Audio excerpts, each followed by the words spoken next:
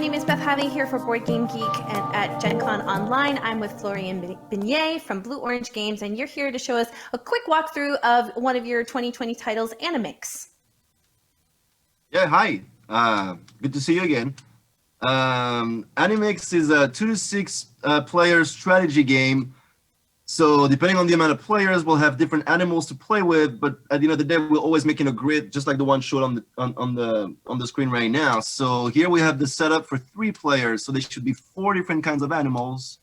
I see elephants, lions, wolves, and then chameleons. So it's all good. We have a 4x5 grid, and then each player has 6 cards in front of them that they will keep to themselves, right? I see 1 set, 2 set, and I don't see the 3rd set. Oh, somebody's already holding them.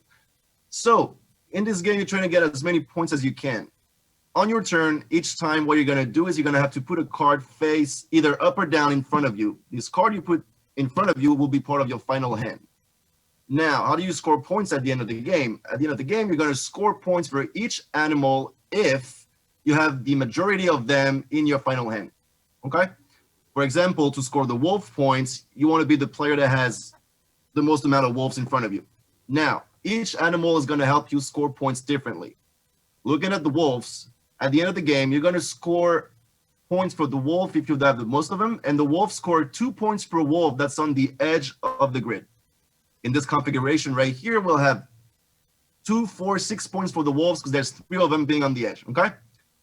The elephants, you would score 2 points per elephant that's in the longest line of elephants. Here, the longest line will be on line 2, you have 2 elephants, so that will be 4 points for the elephants. And then the chameleon would score points for the one that has the most different variety of animals adjacent to it. So here I think this one has wolves and lions, that's 2, so that will be 4 points for the chameleon. And then the lion score points, you start with 11 points, you deduct 1 point for each lion on the table. So here the lions will be worth 6 points. But this is not final, because when you have to put a card in your final hand, you can either pick from what you're holding and put it face down in front of you, or you'll have the opportunity to swap one of your card for one of the cards that's on the board. Okay? Every time a card is being swapped between the board and your hand, it then can no longer be touched by other players. But then the board is constantly going to be changing and moving. You're going to have to think of your strategy, then think it again, because somebody's going to mess up with your whole game plan. And after 6th round, you'll have 6 cards in front of you, and the one that has the most of one animal will win that animal. So when you pick from your hand and put it in front of you, you put it face down so people don't know what you're playing. If you swap a card from your hand to the board, you put it face up in front of you and people will know what you have. It's important to know that there is 10 cards per animal, okay? In case some of you wants to try to keep track of what's going on and what's been played or not. 10 cards per animal. So, for example, right now, if I see 1, 2, 3, 4, 5, 6 lions on the board, that means that there's 4 lions in people's hands, right? Let's try to play it and see if people can see how it goes. So right now I need everybody to hold their 6 cards in front of them. I mean, keep it secret to themselves. Yeah. And I need someone to start. Who wants to start? Go ahead, Nick. So you place face down. Or swap with the middle. Swap with something in the array. So in other words, you can strengthen your hand. So you're gonna have to choose a card and put it in front of you. You can either pick from your hand. In this case, you put it face down. Or if you want to swap one of your cards for one on the board, you can do that. And then that board card you just picked up goes face up in front of you. Okay, Nick, now to the next player. Okay.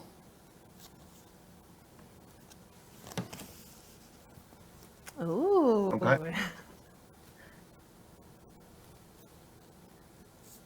So the third player won't be playing? No, we don't have a third person there. Okay, so we'll pretend that the third player we just can play do. all the cards in front of I could do a third. I could do a third hand. So when you Yeah, I'll swap do a a third card, plan.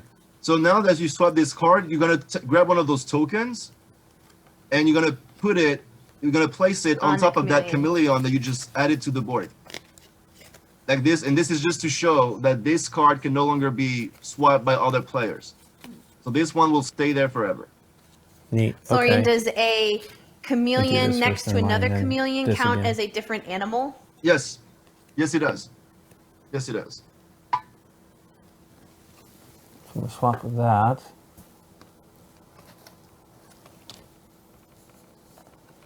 What I found interesting about this game is that really subtle balance between trying to collect a set of animals that you want for your end hand, but also it's at the me same again. time trying to you just go manipulate just now? No, you the didn't. field in such a way that it also ends up maximizing the animal that Yeah, hopefully because you want. need that animal to still be on the board at the end to score, the biggest point you can. And that's actually even more complicated the more player you add to the mix.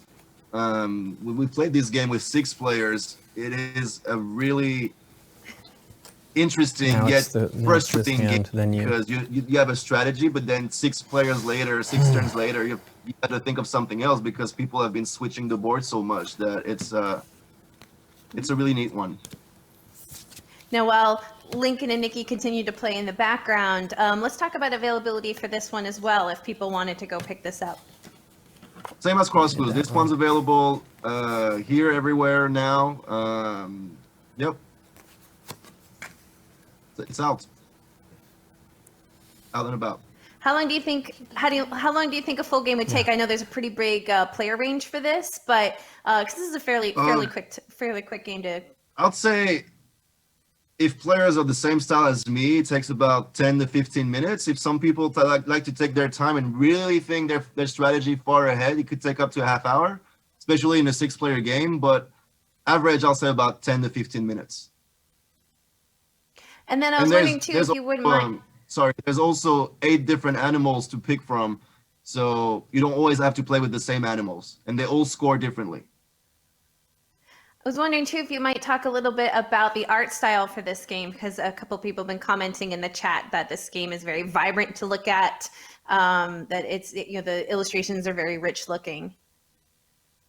Yeah, well, once we it wasn't. I don't think we've had the animal theme right at the beginning. It was for us about just finding the right theme, and we thought that animals made sense, especially with the word on the play on the word animal and then mixing, since that's what pretty much you're doing in the game. Once we had that, we really wanted something that's colorful and bright like it is now. So I know the first original one we had, the animals weren't as detailed on the card, and we thought that it didn't look as what we wanted, so we kind of retouched that, and now we're really happy with the final result.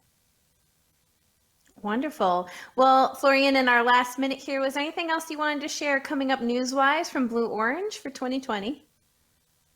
Well, so the 4 games, because everything we've talked since yesterday is available now. We have 3 games that are not yet available. 2 of them behind me. We have Cloud City, a building city games where you have to connect buildings with different bridges and score points. We have Meeple Land, where you have to build your own theme park, amusement park train to score points. And then we have the photosynthesis expansion. If I get the thing right, yeah, here that's coming out in September, and that we're really excited about. So 3 games that we don't have available yet. Everything else is currently in stores. Wonderful. Well, Florian, thank you so much for giving us so much of your time over yesterday and today. Thanks. If you guys want to check this out, Yeah, no worries. My this pleasure. is from Blue Orange Games, and thank you again.